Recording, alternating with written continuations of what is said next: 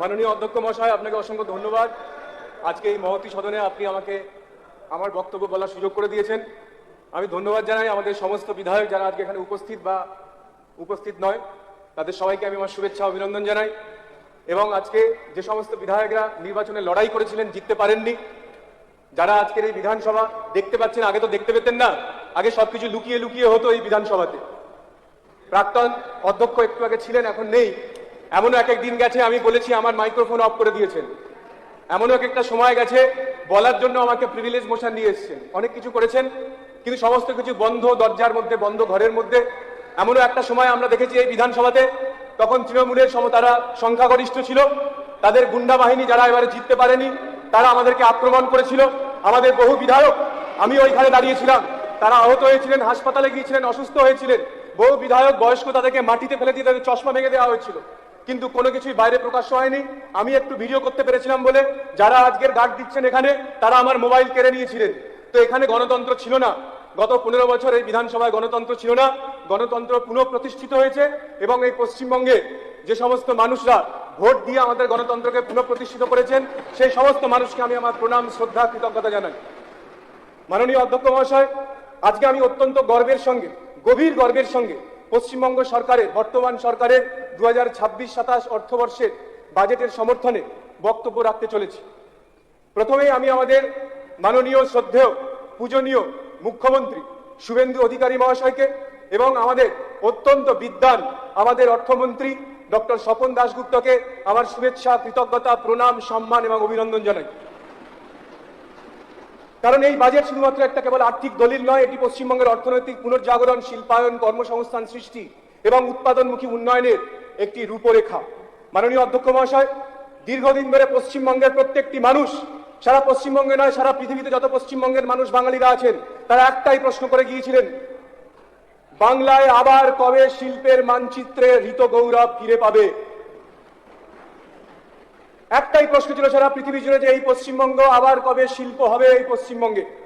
আমি শ্যামপুর হাওড়ার বিধায়ক, আর এই হাওড়া এক সময় ছিল শেফিল্ড অফ দ্য ইস্ট। আমাদের দুর্গাপুর ছিল ইস্পাত এবং ইঞ্জিনিয়ারিং শক্তির প্রতীক। আমাদের খড়গপুর ছিল প্রযুক্তি এবং গবেষণার কেন্দ্র। হলদিয়া ছিল শিল্প এবং বন্দর অর্থনীতির প্রাণকেন্দ্র। কিন্তু গত এক দশকেরও বেশি সময় ধরে আমরা একটা অদ্ভুত বৈপরীত্য দেখেছি। আমরা দেখেছি তৃণমূল সরকার, মমতা বন্দ্যোপাধ্যায় সরকার শুধুমাত্র প্রচার, প্রচার আর প্রচার। চারিদিকে ওনার ছবি। এয়ারপোর্ট থেকে নামবেন, দেখবেন 200 ফুটের একটা হোর্ডিং লাগানো ছিল, সেখানে মমতা বন্দ্যোপাধ্যায়ের ছবি। এখন কিন্তু মুখ্যমন্ত্রীর ছবি নেই। শুধু প্রচার ছিল, সম্মেলন ছিল, স্লোগান ছিল, কিন্তু প্রশ্ন ছিল একটাই, যেভাবে স্লোগান ছিল, যেভাবে আমাদের প্রচার ছিল, সেইভাবে কি কর্মসংস্থান বেড়েছিল? সেইভাবে কি এই পশ্চিমবঙ্গে উৎপাদন বেড়েছিল? সেইভাবে কি কারখানা হয়েছিল? মাননীয় অধ্যক্ষ মহাশয়, আমি আজকে একটি মৌলিক প্রশ্ন করতে চাই। শিল্পায়ন কি ওই মঞ্চে হয়? শিল্পায়ন কি ওই বড় বড় হোর্ডিং এর বিজ্ঞাপনে হয়? শিল্পায়ন কি কনফারেন্সে হয়? শিল্পায়ন হয় জমিতে, শিল্পায়ন হয় কারখানায়, শিল্পায়ন হয় উৎপাদনে, কর্মসংস্থান থাকে ওই ফ্যাক্টরি থেকে। এই প্রশ্নের উত্তর আজকে আমাদের বাংলার যুব সমাজ খুঁজছে। আমি জানতে চাই মাননীয় অধ্যক্ষ মহাশয়, গত 15 বছরের প্রত্যেকটা বছর আমাদের প্রাক্তন মুখ্যমন্ত্রী ঘোষণা করতেন যে প্রতি বছর লক্ষ লক্ষ কোটি টাকার বিনিয়োগ হয়েছে, কিন্তু সেই বিপুল বিনিয়োগের প্রতিশ্রুতির মধ্যে কতগুলো বাস্তব শিল্প প্রকল্পে পরিণত হয়েছিল? কতগুলো উৎপাদন শুরু হয়েছিল? কতজন স্থায়ী কর্মসংস্থান পেয়েছিল? এই প্রশ্ন করা কি আমার অপরাধ? হ্যাঁ, আগের 5 বছর আমার অপরাধ ছিল, কারণ তখন প্রাক্তন স্পিকার যিনি ছিলেন, এই প্রশ্ন করলেন, তিনি আমার মাইক্রোফোন অফ করে দিতেন। কিন্তু না, মাননীয় অধ্যক্ষ মহাশয়, এই প্রশ্ন করা একজন জনগণের পক্ষ থেকে, একজন জনগণের ভোটের দ্বারা প্রেরিত এই বিধানসভায় একজন জনপ্রতিনিধির, বিধায়কের সাংবিধানিক কর্তব্য। মাননীয় অধ্যক্ষ মহাশয়, আমার হাতে কয়েকটি আরটিআই রিপোর্ট আছে, মাননীয় বিশ্বনাথ গোস্বামীর করা এই আরটিআই রিপোর্টের উদ্ধৃতি থেকে, এবং আমাদের কেন্দ্রীয় সরকারের সিএজির অডিট রিপোর্ট পর্যবেক্ষণ করে কয়েকটি উদ্বেগজনক বিষয় আপনার সামনে আমি উত্থাপন করতে চলেছি।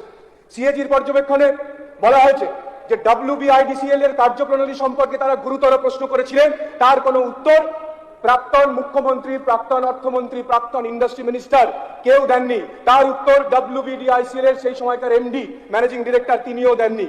সেখানে সিএজি কি বলেছিল?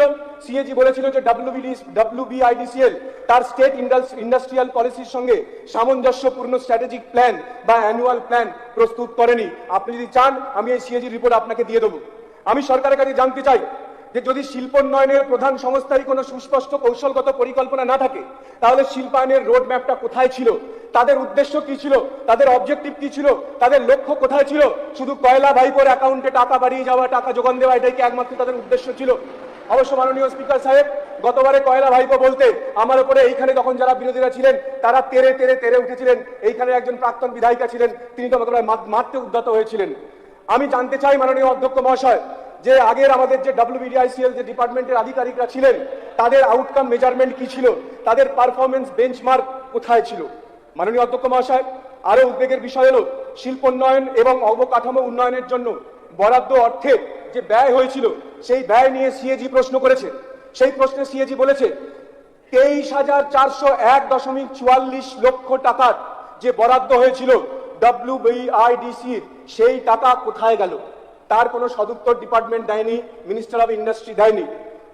21,456.27 লক্ষ টাকা WBTPOর মাধ্যমে মিলন মেলা কমপ্লেক্সের উন্নয়ন এবং আধুনিকীকরণের জন্য অবৈধভাবে ট্রান্সফার করা হয়েছিল WBDICL ডেভেলপমেন্ট অ্যান্ড ইনফ্রাস্ট্রাকচারের ফান্ড থেকে। আমি পরিষ্কার করে বলছি যে এই মিলন মেলা করার জন্য কিন্তু আমি কোনো বিরোধিতা করছি না। আমার প্রশ্ন হলো, এই ব্যয়ের ফলাফল কি ছিল? এই যে ব্যয় করা হয়েছিল অবৈধভাবে, তাতে কতটা শিল্প এসেছিল, কত কর্মসংস্থান তৈরি হয়েছিল, কতগুলো কারখানা তৈরি হয়েছিল, কতগুলো MSME তৈরি হয়েছিল, কতজন চাকরি পেয়েছিল পশ্চিমবঙ্গের মানুষ? তার উত্তর আজকে জানতে চায় মাননীয় অধ্যক্ষ মহাশয়। আমি এই বিধানসভা থেকে ফরমার গভর্নমেন্টের আউটকাম অডিটের দাবি জানাচ্ছি। প্রতিটি বড় শিল্প প্রকল্পের আউটকাম অডিট হোক, প্রতিটি বড় ইনফ্রাস্ট্রাকচারের জন্য যে খরচা করা হয়েছিল সেই ব্যয়ের আউটকাম অডিট তৈরি করা হোক, প্রতিটি আন্তর্জাতিক বিনিয়োগ সম্মেলনের আউটকাম অডিট করা হোক। কারণ এই সমস্ত কিছু করা হয়েছিল আমাদের পশ্চিমবঙ্গের ট্যাক্স পেয়ার্সদের ট্যাক্সের টাকায়। সেই জন্য করদাতারা তাদের করের টাকায় যে খরচা করা হয়েছিল তার দ্বারা কি হয়েছিল, তার ফলাফল কি হয়েছিল, সেটা জানার অধিকার আছে। এবং সেই অধিকার আমি আশা করব মাননীয় অধ্যক্ষ মহাশয়ের মাধ্যমে আমাদের ইন্ডাস্ট্রি মিনিস্টার, আমাদের মুখ্যমন্ত্রী, আমাদের অর্থমন্ত্রী বাংলার মানুষকে জানাবেন। মাননীয় অধ্যক্ষ মহাশয়, বিদেশ সফর নিয়ে প্রশ্ন উঠেছে। আমি কিন্তু বিদেশ সফর নিয়ে তার বিরোধিতা করছি না। লন্ডন সফরে গিয়েছিলেন, ইউরোপে বিনিয়োগ রোড শো দেখেছি আমরা। বিখ্যাত ক্রিকেটার সৌরভ গাঙ্গুলি 2023-এ স্পেনে গিয়ে বিনিয়োগের প্রকল্পে ঘোষণা করেছিলেন। 2024 সালে মাননীয় বর্তমান বিধায়ক কুণাল ঘোষ মহাশয়, তিনিও একটু আগেই ছিলেন, এখন দেখতে পাচ্ছি না তাকে, তার একটা টুইট দেখেছিলাম আমি অক্টোবরের 25, 2024। তিনি সেখানে টুইটে লিখেছিলেন, এই তো সিঙ্গাপুর, স্পেন, দুবাই ঘুরে ফিরলাম কদিন আগে। আমি কিন্তু বিদেশ সফরের বিরোধিতা করছি না মাননীয় অধ্যক্ষ মহাশয়, আমি শুধু একটা হোয়াইট পেপার চাইছি, শ্বেতপত্র দেওয়া হোক। আমি জানতে চাই যে সফর ভিত্তিক ব্যয় কত হয়েছিল, কারা গিয়েছিলেন, আইপ্যাক এবং মাননীয় প্রাক্তন মুখ্যমন্ত্রীর যারা আত্মীয় স্বজন বন্ধু বান্ধব কারা কারা গিয়েছিলেন, কারা কোন সংস্থা প্রতিনিধিত্ব করেছিল, কতগুলো MOU স্বাক্ষরিত হয়েছিল, তার মধ্যে কতগুলো বাস্তব বিনিয়োগ রূপান্তরিত হয়েছে, কতগুলো কর্মসংস্থান সৃষ্টি হয়েছে। WBDICL এর যিনি আধিকারিক ছিলেন তারা এখনো আছেন, বন্দনা যাদব ম্যাডাম, তারা আমাদেরকে একটা রিপোর্ট দেবেন যে তারা কি রিপোর্ট দিয়ে এই বিদেশ সফরে গিয়েছিলেন। মাননীয় অধ্যক্ষ মহাশয়, আপনাকে জানাতে চাই, যখনই কোনো মুখ্যমন্ত্রী বিনিয়োগের জন্য বিদেশ সফরে যান তখন তাকে cabinet secretariat, ministry of external affairs, FCRA থেকে ক্লিয়ারেন্স নিতে হয় এবং অ্যাপ্রুভাল নিতে হয় department of expenditure finance ministry থেকে। মাননীয় অধ্যক্ষ মহাশয়, আমি প্রাক্তন মুখ্যমন্ত্রী অক্সফোর্ডে গিয়েছিলেন এবং তিনি সেখানে একটা বিবৃতি দিয়েছিলেন, সেটা বিধানসভাতে হয়েছিল। প্রাক্তন LOP এবং বর্তমান মুখ্যমন্ত্রী মাননীয় শুভেন্দু বাবু তিনি একটি টুইট করেছিলেন, সেই টুইটটাও স্যার আমার কাছে আছে। সেই টুইটটা উনি করেছিলেন 17 মার্চ 2025, বর্তমান মুখ্যমন্ত্রী সেই সময় LOP। তিনি বলেছিলেন, half a truth is often a great lie, Benjamin Franklin. তিনি লিখেছিলেন, a left liberal information campaign is currently propagating that West Bengal Chief Minister Mamata Banerjee is about to participate in a discussion the Oxford University on March 27, 2025. মাননীয় অধ্যক্ষ মহাশয়, আমি আপনার কাছে 2 minute চাইবো, কারণ আমি অত্যন্ত জরুরি ইনফরমেশনের বিধানসভাতে দিচ্ছি। কারণ এই ইনস্টিটিউশন অক্সফোর্ড ইউনিভার্সিটি তারা বিবৃতি দিয়েছিল, তারা মাননীয় প্রাক্তন মুখ্যমন্ত্রীকে ইনভাইট করেননি। কেলগ বলে একটি কলেজ, তারা ইনভিটেশন দিয়েছিলেন এবং প্রাক্তন মুখ্যমন্ত্রী সেখানে গিয়ে সেইখানকার মদের ব্যবসায়ী কোবরা কোম্পানির মালিক তিনি করণ বিলিমুরিয়ার সঙ্গে মিটিং করেছিলেন। এটা নোট করা হোক বিধানসভাতে। আমি কাউকে দোষী বলছি না, আমি কাউকে দোষী বলতে পারি না। আমি শুধু বলছি, যদি কোনো আন্তর্জাতিক প্রতিষ্ঠানের নাম ব্যবহার করে জনসাধারণের টাকায় দাবি করা হয় তাহলে তার পূর্ণ স্বচ্ছতা থাকা উচিত। আমি গণতন্ত্রে বলছি না। মাননীয় অধ্যক্ষ মহাশয়, আমি একটাই কথা জানতে চাই যে আজকের বাংলার ইভেন্ট নির্ভর অর্থনীতি চায় না, বাংলা আউটকাম নির্ভর অর্থনীতি চায়, বাংলা প্রেস কনফারেন্স চায়, প্রোডাকশন কনফারেন্স চায়, বাংলা অ্যাডভার্টাইজমেন্ট নয়, এমপ্লয়মেন্ট চায়, বাংলা স্লোগান নয়, বাংলা চাকরি চায়, চাকরি চায়, চাকরি চায়। জয় হিন্দ, ভারত মাতা কি জয়, জয় জয় শ্রীরাম।